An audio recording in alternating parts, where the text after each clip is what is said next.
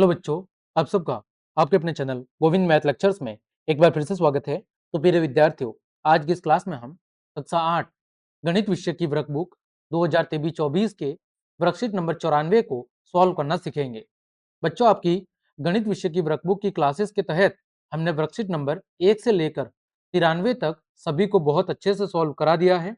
उनकी link video के description में दी हुई है, या फिर चैनल की प्लेलिस्ट पर जाकर आप उन सभी क्लासेस को आराम से देख सकते हैं। तो चलिए क्लास शुरू करते हैं। यहाँ पर हम सीखेंगे आयत और वर्ग का क्षेत्रफल ज्ञात करना। ठीक है, आयत का क्षेत्रफल क्या होता है आप सब जानते हैं। आयत का क्षेत्रफल का जो सूत्र है वो होता है लंबाई गुणा चौड़ाई। क्या होता है? लंबाई गुणा चौड़ाई। ठीक है, वही बात करें वर्ग के क्षेत्रफल की, तो वर्ग का जो क्षेत्रफल होता है वो होता है भुजा गुणा भुजा। क्या होता है? भुजा गुणा भुजा।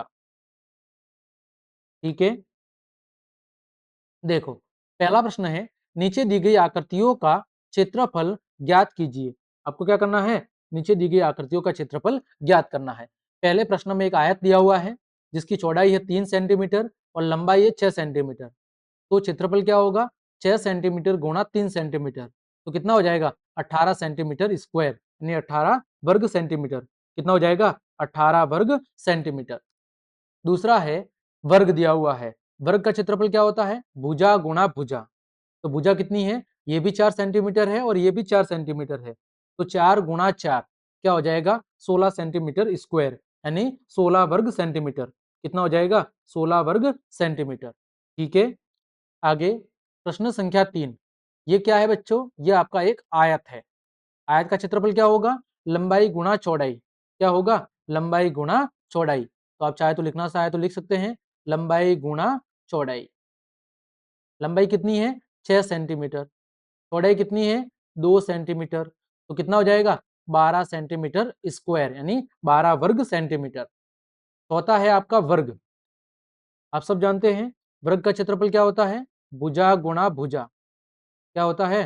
भुजा गुणा भुजा। भुजा कितनी है? 3 सेंटीमीटर। तो 3 सेंटीमीटर गुणा 3 सेंटीमीटर, तो कितना हो जाएगा? 9 वर्ग सेंटीमीटर। अगली आकृति है आपकी, ये भी आयत है क्योंकि एक भुजा कम और एक भुजा ज्यादा है। तो देखो आयत का क्षेत्रफल आप सब जानते हैं क्या होता है? लंबाई गुणा चौड़ाई। लंबाई कितनी है? 5 सेंटीमीटर। चौड़ाई कितनी है? 4 सेंटीमीटर। कितना हो जाएगा? 20 वर्ग सेंटीमीटर। अगला छठा है आपका वर्ग। वर्ग का क्षेत्रफल क्या होता है? भुजा गुणा भुजा। क्या होता है? भुजा गुणा भुजा। तो 2 सेंटीमीटर गुणा 2 सेंटीमीटर, तो कितना हो जाएगा? 4 सेंटीमीटर स्क्वायर, यानी 4 वर्ग सेंटीमीटर। ठीक है, आगे बढ़ते हैं। आपका प्रश्न संख्या 2 दिया हुआ है, विद्यालय में लगे एक होर्डिंग की लंबाई 8 मीटर है और चौड़ाई कितनी है? 4 मीटर। 30 रुपए प्रति वर्ग मीटर के हिसाब से इस होर्डिंग को पेंट करवाने हेतु कितने रुपयों की आवश्यकता होगी? ठीक है, तो सबसे पहले हमें क्या निकालना है? होर्डिंग्स का क्षेत्रफल। तो क्या लिखेंगे? होर्डिंग का क्षेत्रफल। होर्डिंग का क्षेत्रफल क्या होगा? लंबाई गुणा चौड़ाई। लंबाई कितनी है? 8 मीटर। चौड़ाई कितनी है?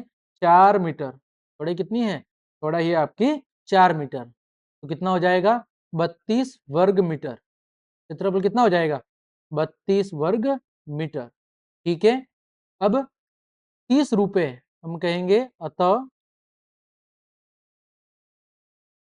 30 रुपए प्रति वर्ग मीटर के हिसाब से, 30 रुपए प्रति वर्ग मीटर के हिसाब से या दर से, हिसाब से कुल खर्च, कुल खर्च एक वर्ग मीटर का कितना लग रहा है? 30 रुपए। तो 32 का कितना लगेगा? तो हम लिखेंगे 32 गुणा 30 रुपए। ठीक है, तो 32 का 30 से गुणा करेंगे तो कुल कितना आ जाएगा? 960 रुपए। कितना आ जाएगा? 960 रुपए। कितना आ जाएगा? 960 रुपए। ठीक है, आगे बढ़ते हैं। अगला प्रश्न है आपका, यदि एक आयताकार आकृति का क्षेत्रफल कितना है 18 वर्ग सेंटीमीटर, ठीक है, उसकी प्रत्येक भुजा को कितना कर दे, दुगुना यानी डबल कर दे, तो उसका क्षेत्रफल कितने गुना हो जाएगा, तो उसका क्षेत्रफल कितने गुना हो जाएगा वो हमें बताना है। तो देखो, एरिया यानी कि क्षेत्रफल, ठीक है, क्या करना है, दोनों भुजाओं को डबल करना है, तो 2 गुणा लंबाई, लंबाई का दुगुना, 2 गुणा लंबाई, ठीक है, गुणा 2 गुणा चौड़ाई। भाई आयत का क्षेत्रफल का सूत्र क्या होता है, लंबाई गुणा चौड़ाई, लंबाई गुणा चौड़ाई होता है। अब हमने दोनों को क्या कर दिया, डबल कर दिया, लंबाई को भी डबल कर दिया और चौड़ाई को भी डबल कर दिया। अब यहां पर देखो 2 गुणा 2 कितना हो जाएगा, 4, 4 गुणा लंबाई गुणा चौड़ाई, और लंबाई गुणा चौड़ाई का मतलब क्या होता है, क्षेत्रफल।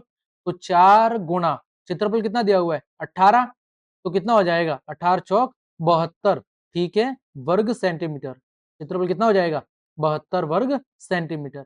अब ये इसका कितना गुना हो गया, ये हो गया इसका बच्चों 4 गुना, तो हम कहेंगे कितने गुना बढ़ जाएगा, 4 गुना बढ़ जाएगा। तो यहाँ पर आप लिख सकते हैं, अतः क्षेत्रफल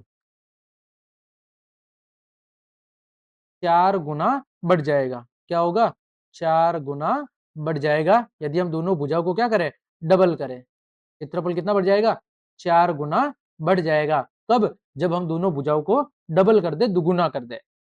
अगला चौथा प्रश्न है आपका, यदि एक आयत और एक वर्ग के क्षेत्रफल कैसे हैं, बराबर हैं, ठीक है, तो क्या इसके परिमाप भी बराबर होंगे, अपने उत्तर की उदाहरण सहित व्याख्या कीजिए।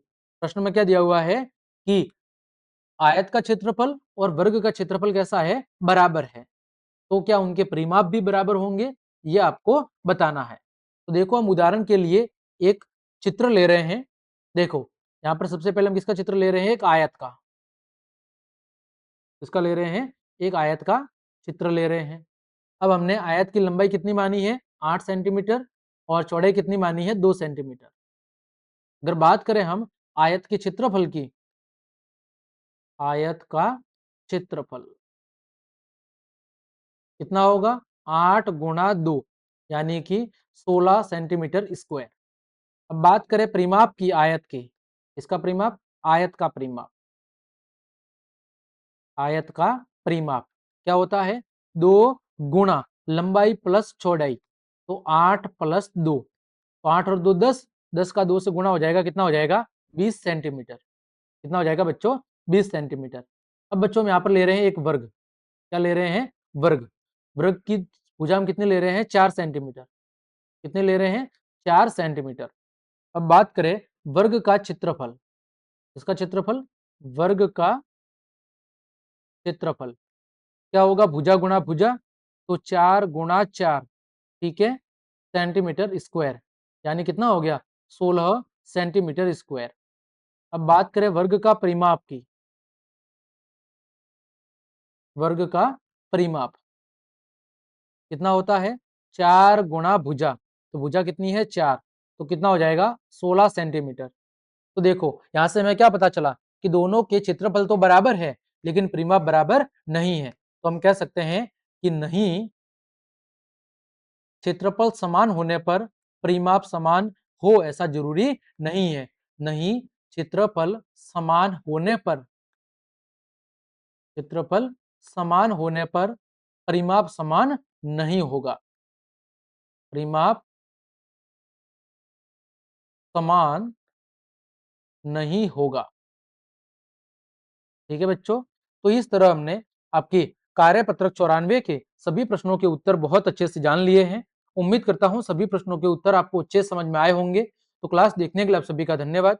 यदि आपको मेरी क्लास और मेहनत पसंद आई है तो बच्चों लाइक, कमेंट, शेयर और सब्सक्राइब जरूर करें। आज के लिए इतना ही। जय हिंद, जय भारत।